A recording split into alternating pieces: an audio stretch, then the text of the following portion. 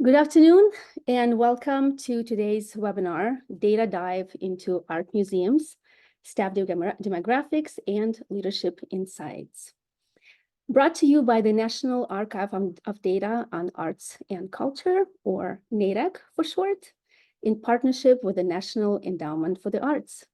First, let me introduce our team. I'm Anya Ovchnikova, the Data Project Manager for NADAC. Joined here with me today by Dr. Lynette Holter, the NADAC Director.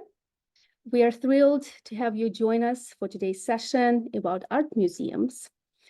You may already be familiar with the data from the first two cycles of the Art Museum Staff Demographic Survey conducted by Ithaka S+R, which NADAC released in May 2022. We recently added the third wave of the survey to our archive. And later this month, NADAC will add more data on art museums.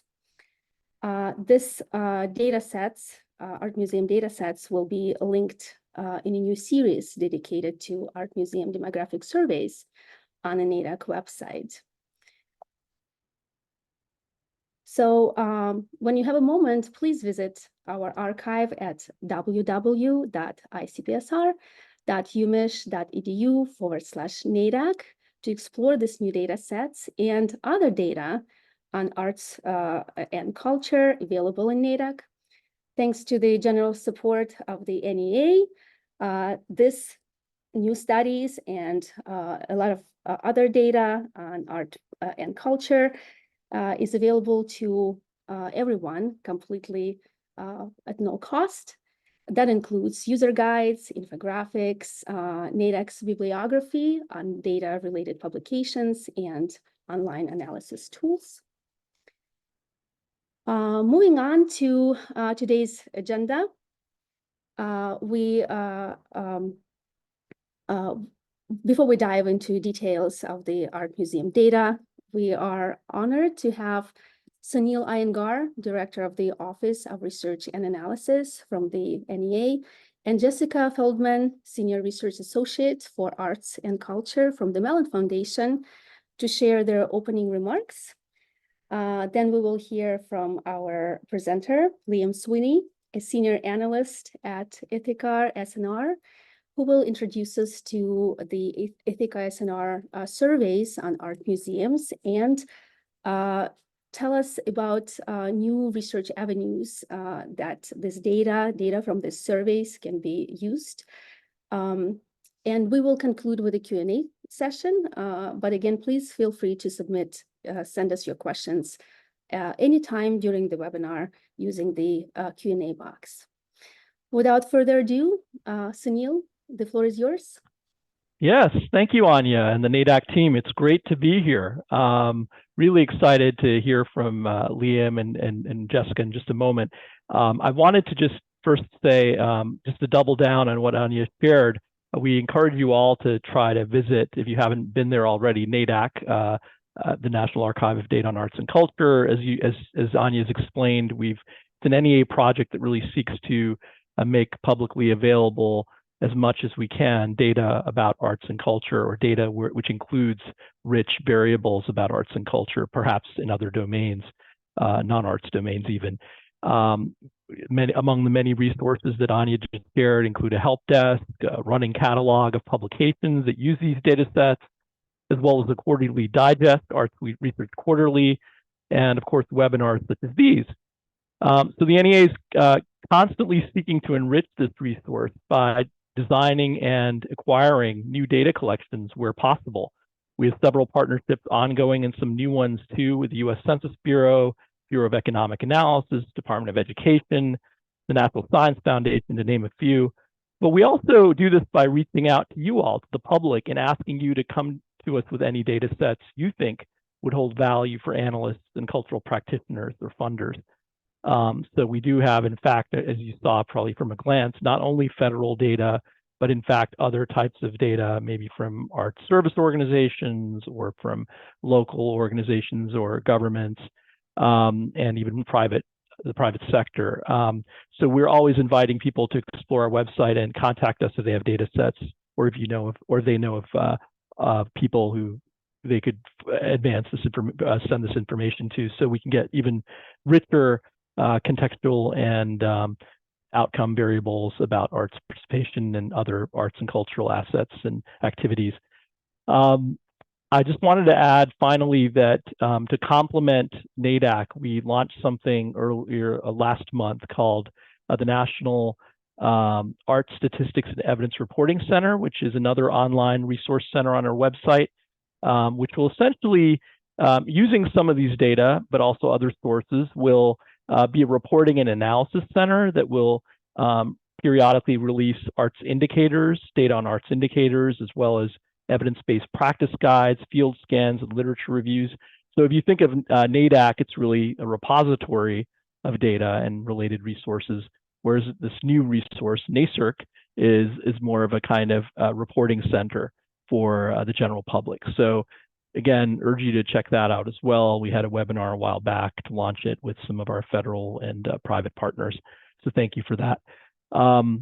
So now, without further ado, to use Anya's phrase, we're moving on. So I will introduce, I'm very pleased to introduce Liam. We'll be hearing from Liam Sweeney, as well as Jessica Feldman. And sorry, which one's going first, Anya? We will invite Jessica to share her. Thank you so much. Jessica Feldman, it's been a great colleague and really wonderful to have you here. Thanks so much. A Senior Research Associate for Arts and Culture at the Mellon Foundation. I'll turn it over to you, Jessica, and then we'll introduce Liam. Thank you, Jessica. Thank you so much, Sunil. And thank you to Anya and to NADAC and the NEA for hosting the session, and to Liam for sharing insights into 3 studies that Mellon has been very proud to be a partner in supporting. I just wanted to reflect on why we think this is exciting that this data is being released, and also why we care and think that this data matters. So at Mellon, we're really excited to see the release of the data sets stemming from this work. We think that these new and additional rounds of studies provide us with richer and deeper sources of data that can offer insights into how the museum field is changing, improving, and where it can still advance. And we also think that these studies really increase in value as they're repeated over time. And so you'll see that the second and third waves of some of these studies are being released. And we also think that it's really important that their findings can be interpreted in context with each other and with additional information from the field. And in terms of kind of why we care and why we think this matters, we really have a continued desire to support, a commitment to support these surveys and others. And this reflects Mellon's enduring commitment to fostering a museum field in which a diverse workforce is active in the narration of our cultural histories. And I wanted to share, we received a recent reflection at Mellon from Lisa Yancey of Yancey Consulting, and she really powerfully stated why diversity in the museum field is so important. And she shared that museums, and I'm quoting, are designed to delight, provoke, amaze, antagonize, intrigue, inspire, transform, and even unhinge visitors in ways that expand who they are and how they see the world. The creators, and sometimes gatekeepers of that magic, determine what goes into collections, what will be exhibited, what narratives are told, who gets access, and which artists get recognized and celebrated. Understanding who holds the roles of creating the magic of museums, we think, is a first step to taking action to build a more multivocal and diverse museum workforce. We really hope that the results of this research will be a jumping off point for reflection, discussion, and change. And I look forward to learning more from Liam today. And also I hope in the future to learn from other users of this museum workforce data that's being hosted by NADAC. So thank you, and really delighted to be here and learn more. Thanks. That's great. Thank you so much, Jessica, for putting that into context. I'm really grateful for the support of Mellon for those studies. Now I would like to turn it over to Liam Sweeney. Just a little bit about him. Since 2014, he's collaborated with partners in the information and cultural sectors to bring insights to leaders and practitioners on the topics of workforce characteristics, organizational structure, decision-making, and sustainability. He's a senior analyst at Ithaka S+R, where he gathers, organizes, and analyzes institutional data, administers surveys, conducts interviews, collect the perspectives of leaders in these sectors. He holds an MALS in data visualization from CUNY Graduate Center. And I understand, Liam, you're currently enrolled in an MS in data science in the Graduate Center's computer science department. And I know you also have a BPhil in English and economics, very impressive, from University of Pittsburgh. So Liam, let's hear from you. And just let me just add that, again, the research we're talking about that will be featured, I understand was conducted by Ithaka S+R in partnership with Mellon, of course, Mellon Foundation, but also the Kress Foundation, the American Alliance of Museums, as well as the Association of Art Museum Directors and the Black Trustee Alliance for Art Museums. I did want to name all these groups because, again, the gratitude extends to them as well. Liam. Thank you, Sunil and Jessica and Anya, for the introduction and framing this these set of projects. I'm going to share my screen now and get into the presentation. So today I'm going to be sharing details about the studies. There are 3 of them that are ongoing that I'm going to be discussing. And they're each in kind of different stages of data deposit. So jumping right in, I think I will try to move fairly quickly so we have time for questions and discussion at the end of the presentation. As by way of an agenda, I'll give a little bit of an overview of our organization, discuss some of the methods used in developing these studies, then share a little bit about response rates to give a sense of what type of data and how much is in these data sets that are being published. Then we'll get into findings from, and at a very high level, findings from the Art Museum Staff Demographic Survey, the Art Museum Trustee Survey, and the Art Museum Director Survey, which will be abbreviated as shown here throughout the presentation.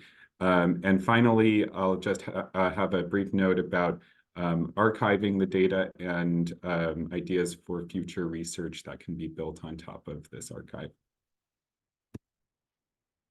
So Ithaka S+R is a nonprofit research organization. We conduct primary research in higher education, academic libraries, and cultural organizations. We're affiliated with JSTOR and ArtStore, and we have been working specifically in the cultural sector with fantastic partners, some of whom have just been mentioned: Mellon Foundation, Kress Foundation, BTA, AAMD, and AAM. The typical methods, as they vary based on the project, but this kind of is a broad overview of the methods we use to conduct our surveys, which always begins with convening an advisory committee, which tends to be very instrumental in providing feedback and domain expertise in designing instruments and reviewing drafts of reports. We then go into a survey design phase, which involves and includes a phase of cognitive testing where we basically administer the survey to a subgroup and kind of interview them while they're taking the survey. We then field the survey using the Qualtrics platform and administer, and respond to questions as the survey's in the field. We close the survey when we've reached the end of the term or the kind of reached the response rate we're looking for. And we then go into a phase of data preparation, using tools and thereafter using tools such as, from Excel and Tableau to Jupyter notebooks and Python and so forth to clean the data, prepare the data, and begin exploring it. The exploratory analysis is an exhaustive development of visualizations and of all of the questions that we've asked or all of the variables we've collected to get a broad sense of what is available to us, and then we hone that into an explanatory analysis, which really focuses on the salient narrative that emerges from the data we've gathered, and results in a writing of the report, which is then published and turned into presentations. The result of the studies we're talking about here are varied and have and multiple. So we have 8 publications that have resulted from the 3 studies we're talking about. 1 for each of the 3 cycles of the staff demographic survey, 1 for the 2 cycles of the museum director survey. We also published 2 topic-specific reports, one focused on climate change in the field and another on pay equity issues in the field resulting from the museum director survey. And then we have a report that was published from the Art Museum Trustee survey that we conducted with BTA. So those 8 publications are all freely available on our website. They have DOIs, they're indexed to the scholarly record, and you can find them by navigating our website, sr.ithaka.org. We also have developed and administered dashboards from the staff demographic survey, which were sent to museum directors who participated in this study. These dashboards showed the organization's demographics in context to the national demographics. And we found this is has been really useful for directors. And many directors have said this to me, that they use this for benchmarking and kind of understanding what areas their efforts towards diversification have been succeeding and which areas they have not. And so having that kind of information to understand how the organization is reaching its goals is really valuable to them. In terms of response rates for the staff demographic survey, you see here we've had a growing level of participation over the years. In 2015, we had 276 museums participate, representing 22,000 employees. In 2022, that number has come up to 328 museums participating and 30,000 employees represented. Through our partners, AAMD and AAM, we conduct outreach and so forth. AAM has a very large population of art museums. AAMD's is slightly smaller. It's worth also noting that AAMD museums are also AAM members typically. And so you see the participation rates based on that outreach, which has been pretty successful.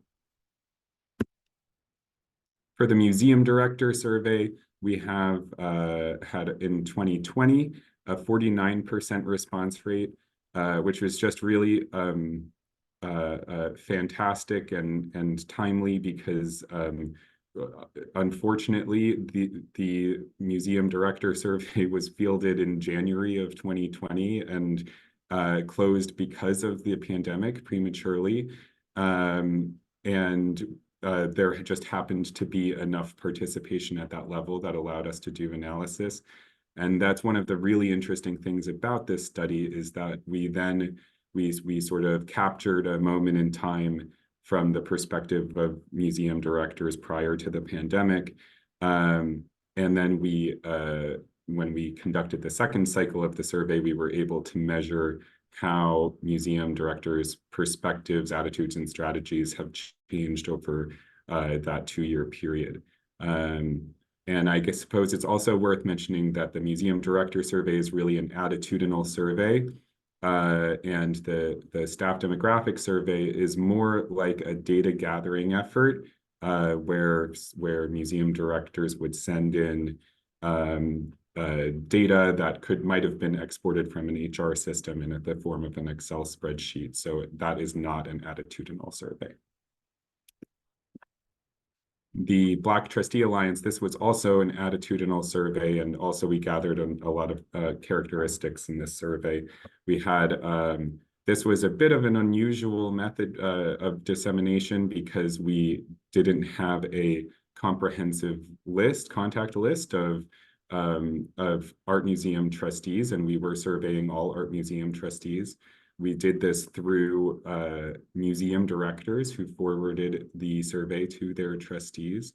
We ended up having 926 trustees complete the survey and 168 Black trustees complete the survey. We had 134 museums participate, and that represented an institutional response rate of 47%, relative to the number of institutions who received the survey. So getting into findings, these are this is a view of the report on our website, which you can find. You can Google this title. It was probably the easiest way to find it. Some high-level findings here is that we're finding that the field is growing moderately more diverse over time in terms of race and ethnicity. In spite of that, we're still finding that museum leadership positions and conservation positions, they are growing more diverse, but they've not exceeded 1/5 POC representation yet. So there's still over 80% white positions. But we are finding that younger staff and newer hires are over 40% POC. And we'll get into this in a moment, but you know, remarkably, the hiring that occurred post-pandemic was very diverse relative to what we've seen in the past. So we are seeing an increase in diverse hiring since the pandemic. The representation of women in leadership positions has been increasing. It's increased from 58% in 2015 to 60% in 2022.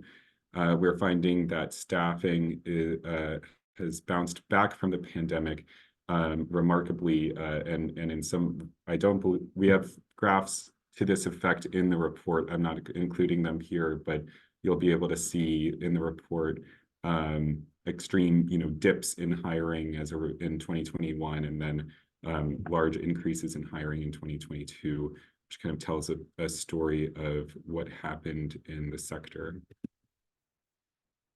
Here is a graph from the most recent report on the Mellon Foundation's website, which shows the change in POC to white staff over these 3 cycles. We go into more granular detail in the report, also breaking out different racial and ethnic groups. This graph here shows museum roles over time. So we organized the positions, various positions that we gathered: curators, librarians, educators, and so forth. We had about 25 different job titles that we gathered, job types that we gathered. And we grouped those into 5 key roles to measure kind of the change in the role that the staff member plays in the museum. And so here you can see that collections has historically been a very homogeneous part of the museum. That would be your curators, your conservators, and so forth. And then as you move down the graph, you see that public engagement and building operations is where you find most of the people of color in the museum, and particularly building operations in 2022 has nearly reached 50% POC. So it's just to show that the gains in diversity are not even across the field, even though we are seeing incremental change in each of these roles. This graph here shows the change in museum leadership positions. So this would be executive level positions over time, showing a growth from 58% to 66% in 2022. Turning now to BTA, so this is a survey that we administered to art museum trustees. We administered it to all art museum trustees, but we really wanted to understand the experience and characteristics and roles of Black trustees in relation to white trustees and non-Black POC trustees. And so you'll see some of that, those divisions in the way we've organized the data here. In this report, and this is a subset of the full findings we have in the report again, but we found Black trustees tend to be younger and less likely to show indications of intergenerational wealth. Black trustees are more likely to hold PhDs and professional degrees. And while all categories of respondents reported high levels of satisfaction with their board experiences, Black trustees were more likely than their fellow trustees to report a negative climate in the boardroom. We also found that networking is really the primary driver of board recruitment, which still is and historically has been, also a force of homogeneity in governance of cultural organizations. And here are just some examples of graphs that illustrate these points. Here we're seeing first-generation college students. 36% of Black trustees indicated they were first generation, whereas 18% of white trustees indicated they were first generation. We found that by looking at annual household income, white and non-Black POC trustees were more likely to be millionaires than Black trustees. Here this graph, the text may be a little bit small, but we're looking at, on the left side of the graph, the gray bar representing Black trustees, the red representing NBPOC, and the black bar representing white trustees. And we're finding that all of that, in all of these cases, having a prior relationship with either the trustee or the director was a major driver in joining the board, which is just to say that there is maybe not as much as there should be of outreach to potential trustees for their expertise and merits outside of the fact of having a personal relationship with the institution. Turning now to the Art Museum Director Survey.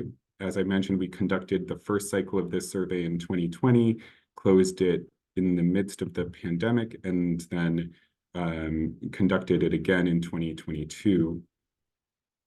Here we found, and this survey covered a broad range of topics, some of them related to DEAI issues, some of them related to museum strategy, collections, staffing, budget. It really kind of covers a lot of territory in terms of the role the director plays. And here we found that pay equity is a top priority among many of the interrelated DEAI strategies in museums. It was kind of a surprise that when asking specifically about DEAI issues, pay equity came to the top of the list for museum directors. The pandemic accelerated the digital transformation of museums, but approaches to digitization varied, which we'll get into in a moment. We also found that museums have not solved the revenue expense bind, so they're simultaneously challenged by staff not being able to sort of afford working at the museum, and the museum not being able to afford raising wages for staff. We found that a high number of museum directors are preparing for future climate crises or have already experienced them. This was a new module on the 2022 survey, which gathered information about how museums have been impacted by climate change, as well as how they're measuring their impact on the environment. And then we also found many museums play an important role serving vulnerable populations in their communities. which we'll have a graph to show what we mean by that in a moment. So here we're looking at,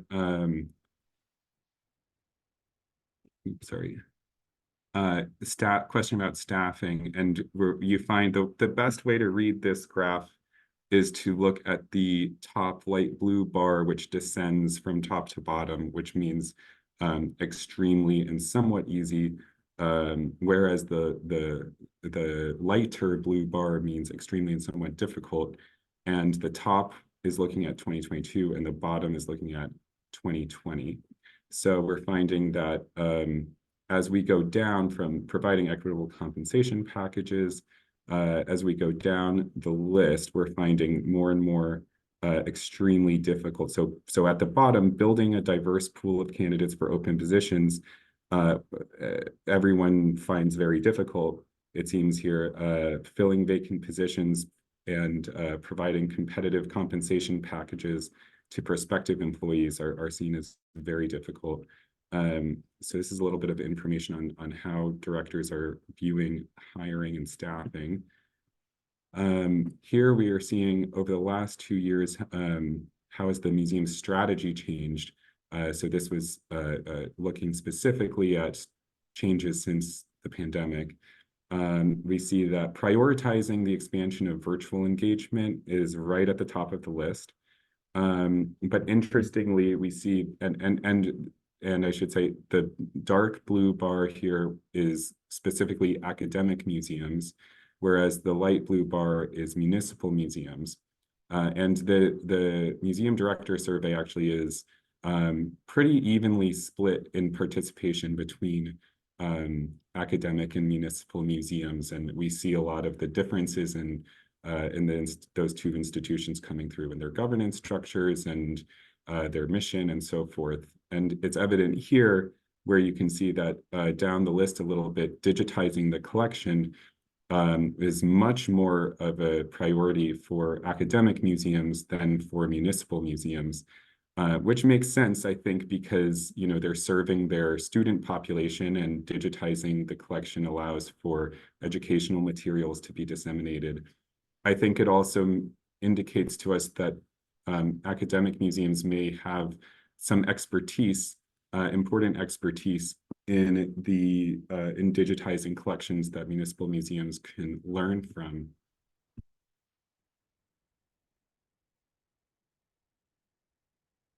Here we have asked, has your museum evaluated its climate impact with respect to the following options, including building operations, traveling exhibitions, investments, servers. So we're seeing that there is a level of attention given to this by many of the museums right now, which we dive into a little deeper in the report. So I'd encourage anyone who's interested in this to take a look at that section.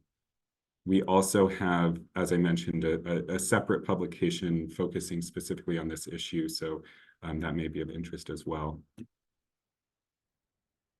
And here, this graph is the one I was just referencing. Does the museum have partnerships with following organizations which are intended to serve vulnerable populations?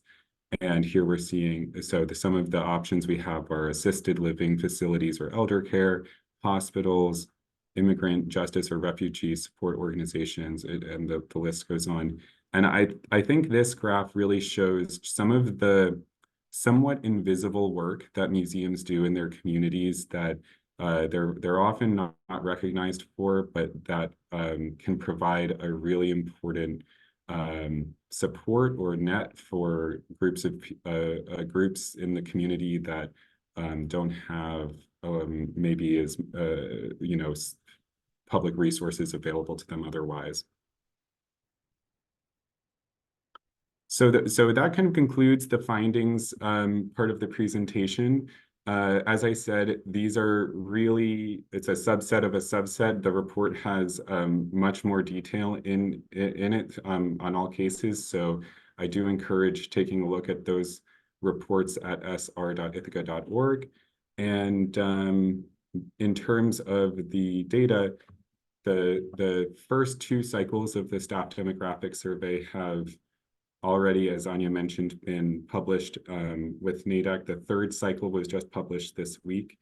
In the near future, we're going to have the Museum Director Survey data set and the BTA data set published as well. All of these data sets are anonymized, so there won't be any way to identify the institutions or the participants who took these surveys. But I think that there are really valuable ways of using this data to study these important issues in the field and get sort of a greater number of minds working on some of these topics, which I'm really excited for. Some of the future research that I just think, having worked closely with this data, may be useful are the following. We ourselves have done some of the qualitative research following on these studies, but I think it's always really useful to look at quantitative research and then identify a research question that the data isn't answering. And then often qualitative research is the way to get a better understanding. We have a series of case studies we conducted following the second cycle of the staff demographic survey, a series of 8 case studies, which really illuminated a lot about the successes and challenges that museums who have been working to diversify their workforce have faced. And those are also available on our site. Also, the relationship between pay equity and representation and diversity in the field, I think, is really important to look at. Often, especially in case studies looking at, at universities where there are, development programs for folks to get into curation.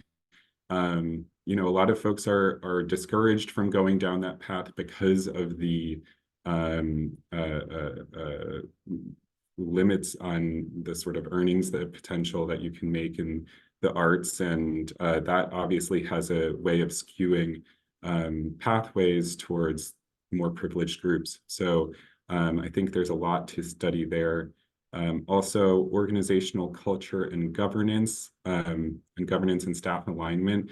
This is something that we found a lot in the Museum Director Survey and in case studies, that there can be an emerging sort of disconnect between staff and the governance structures of the organization. And in some cases, museums have worked to even pair sort of board members and staff together to have sort of learning sessions and bridge that gap, which I think has been really interesting. MCA Chicago, I'm thinking of in particular. And then, we've just begun gathering this data about climate impact, and I think there's much more work to do in that arena. And there are some people who are doing great work. ECP, IPI, there are really great organizations working on this question of, how can we help museums think sustainably about their energy use while continuing to preserve their collection, which historically has required a great deal of energy, a great deal more energy than most buildings in any given city. So those are just a few things that I've been thinking about in relation to this data, and I'm also very curious to see what others come up with. So this is a long list of fantastic people who have enabled and supported this work. I won't read the full list, but I just want to say thank you to everyone here for their contributions. And I'll stop sharing and pass it, I believe, back to Anya to take us to the next step of the webinar. Thank you, Liam. That was great. Really enjoyed your presentation. We have some questions, right, Lynette? A fair number of questions, yes. And they're all really exciting. So I'm just going to go in order. The first one was asked during your presentation, and the person asked, can you talk a little bit more about the common scenario where POC individuals are put in front-facing positions at museums to attract community enforce security, etc., while not being paid nor given leadership opportunities? And how is that changing? Yeah, it's definitely a major issue, and it's something that the data confirms, right? When we look at building and operations and public engagement, so those roles in the museum include security guards, and they include education staff. And if you look at the AAMD salary survey, and you look at the lowest paid positions in the museum, you'll find they're security guards and education staff. So there's, and when I say the lowest paid position, I mean they're like $45,000 a year average salaries. So they're very hard. If your museum is in a city, which most are, very hard to kind of get by on salaries like that. And so I think that there needs to be a little bit of attention to that issue. And so I appreciate that question. I think that we have seen really promising increases, particularly in Black curatorial staff in the 2022 cycle of the survey. I believe the number of Black curatorial staff quadrupled. We have a specific finding about that in the report. So that's fantastic, but that number was extremely low. So it's kind of easy to quadruple numbers that are very low. So I think that, you know, obviously I don't have any sort of solutions to this. I just have reflections on what the data say. But I think that it's also important not to kind of discredit the value of having representation in public-facing roles, which I think is important and valuable.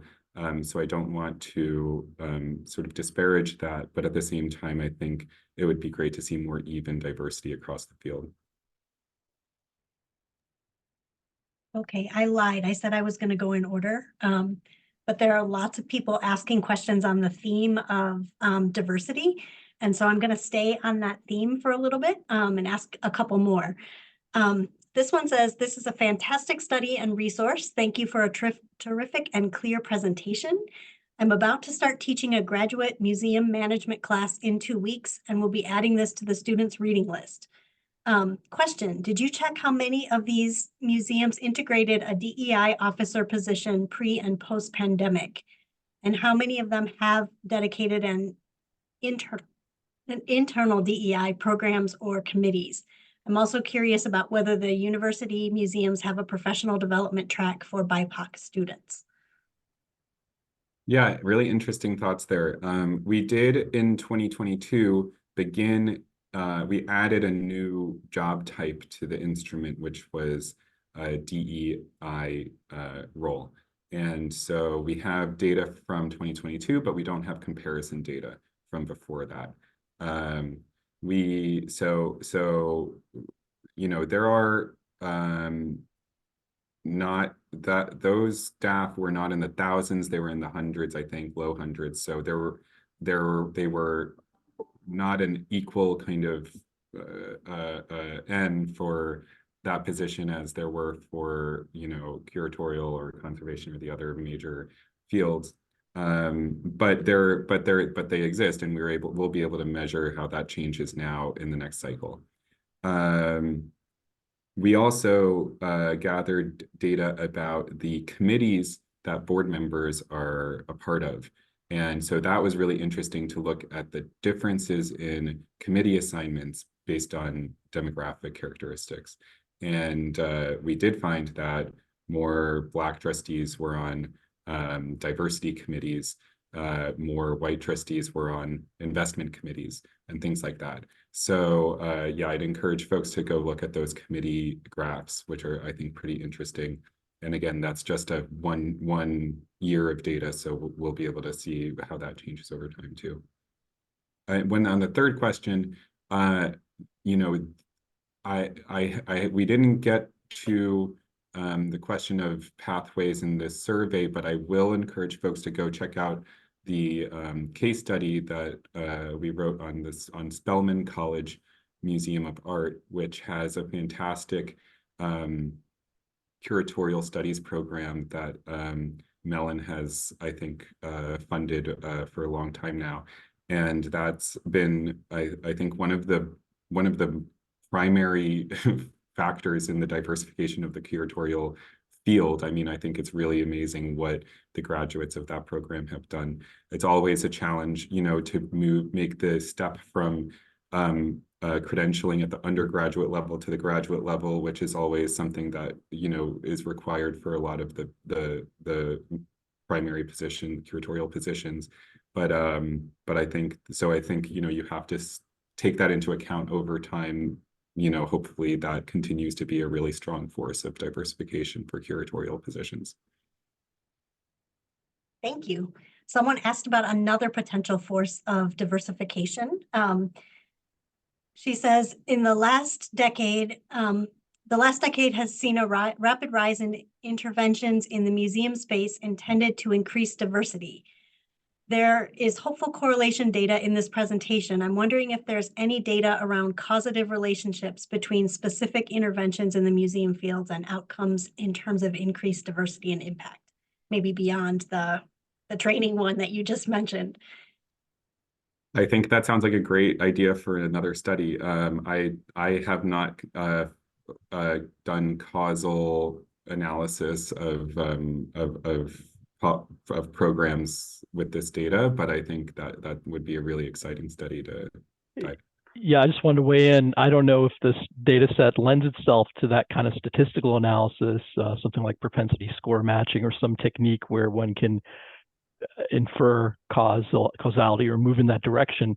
But I did want to offer as a plug that we, of course, at the NEA offer a research grant opportunity once a year. And if people are interested in using these data or any other sources for that precise type of analysis, I think that's a very attractive opportunity to be able to look at the relative success of an intervention or program or set of characteristics that might at least, if not be strongly correlated, or you know, at least be strongly correlated, or maybe even cause improved diversity. So just want to put that out there. Stay tuned to and keep looking at the arts.gov website when you can for funding opportunities in the space.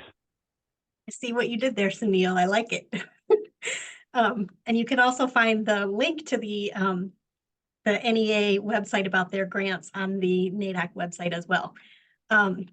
One more question about diversity, and then we'll switch to a couple different topics. Do you know off the top of your head what percentage of art museum directors are POC? No pressure. I don't know off the top of my head. I believe AAMD may publish some things about specifically art museum director demographics. I know they have a study on gender that was about maybe is a bit dated now. But yeah, I think that I would want to consult with my colleagues at AAMD about that and AAM. Great. I will say we can answer that question, and we do answer that question in the report for the category of museum leadership. But museum leadership, we include C-suite positions in that category, so it's not exclusively museum directors. But that's maybe relevant to the question. Makes sense. Someone else asked, is this data for all museums or explicitly art museums? She's thinking that historical museums that have an art component but may not be classified as an art museum. So can you say a little bit about sort of the sampling frame? Yes, so it's all art museums. All of these studies are focused on art museums. We did do a study in 2016 with the Department of Cultural Affairs in New York City that was focused on all recipients of DCLA funding. So that included dance companies, theater, you know, everything. About 1,000 cultural organizations participated just in New York City. So that was in 2016. That was a while ago, but that was a similar study we did that was inclusive of other cultural organizations. Great, thank you. Oh, I just lost the question I was going to ask. One question about the survey. Did you inquire about visitation data and demographics? And also, can you speak to others' use of data, the access limitations, etc.? I can do that part if you want me to. Yeah, I'm happy for you to tackle that second question. The first one, no, we didn't gather visitation data. I know there are some other firms whose focus is more on visitor engagement. I'm blanking right now, but on the name, I'm blanking right now on the names of them, but we did do some of that in some of the case studies, just in terms of you know, participant observation and interviewing audience members at the museum and things like that, but not a systematic study. Makes sense. In terms of how people can get and use the data, I put the link in the chat toward the beginning of the presentation, but I'll repeat it in a minute. And these data are publicly available thanks to the funding from NEA. So anyone can download the data. Because they are public use, they are coarsened so that they are not identifiable. But other than that, the terms of use that you agree to when you download the data essentially say that you'll use it for research purposes, not commercial or trying to identify individual organizations or individuals. But other than that, there are no limitations on how the data can be used as long as it's a valid research project.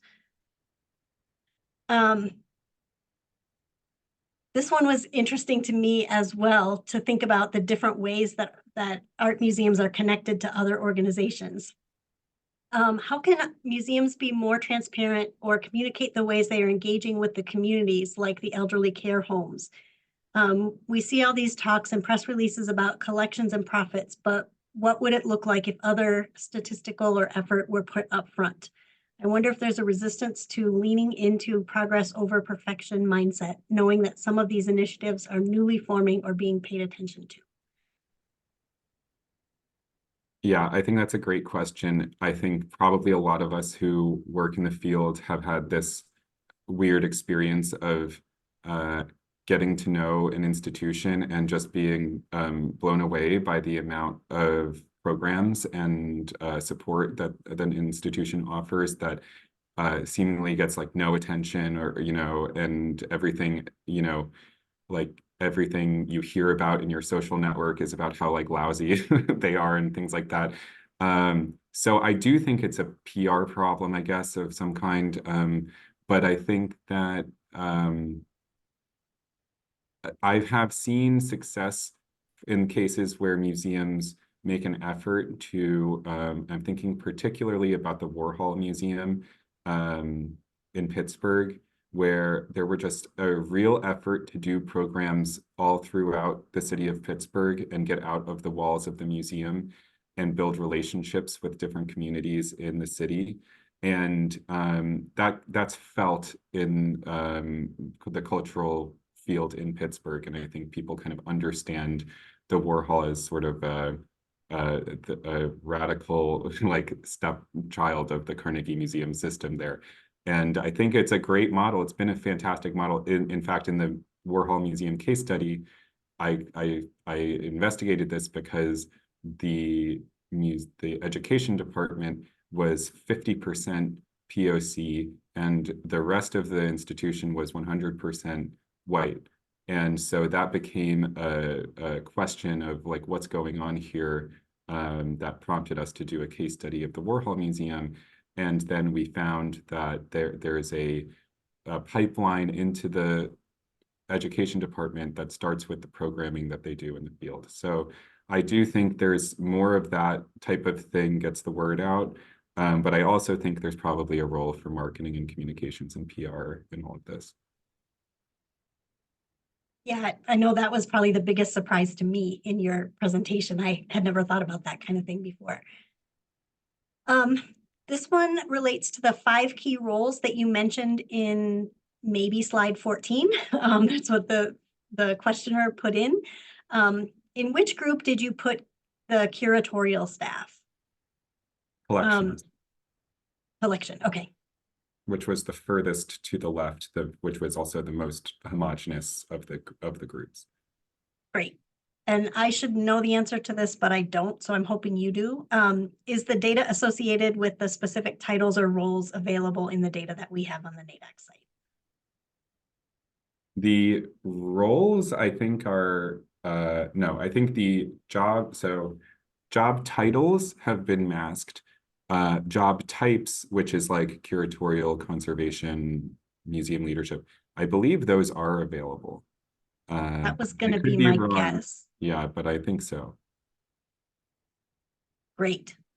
Are there any questions on either survey, particularly the Art Museum Director Survey, that address directors' experiences with censorship? We did not ask that in the Museum Director Survey.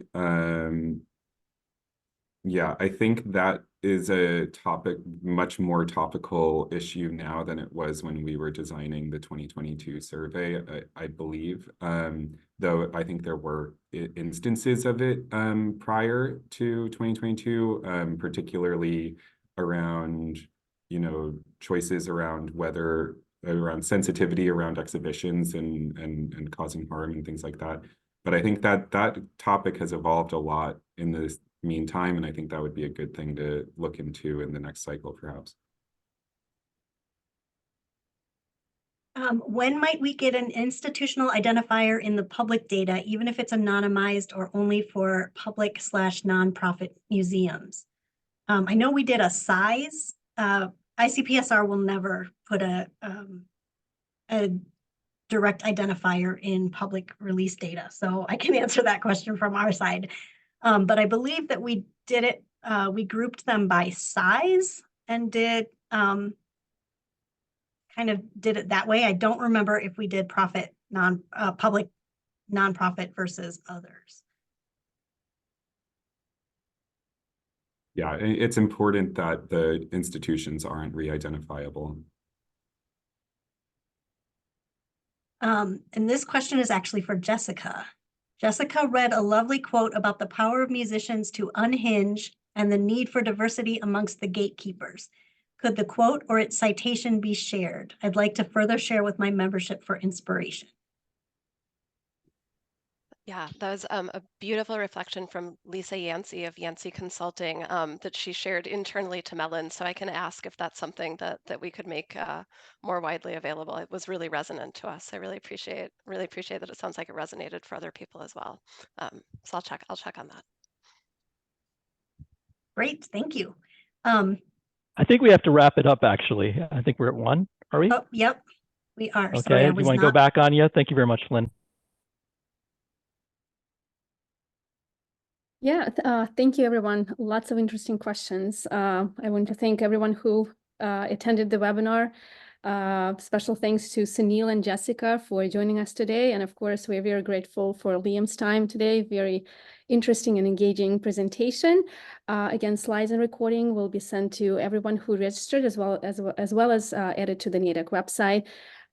Thank you all, and we hope you enjoy the rest of your day. Thank you all very much, especially Liam and Jessica. Thank you. Appreciate being here. Thanks. Goodbye.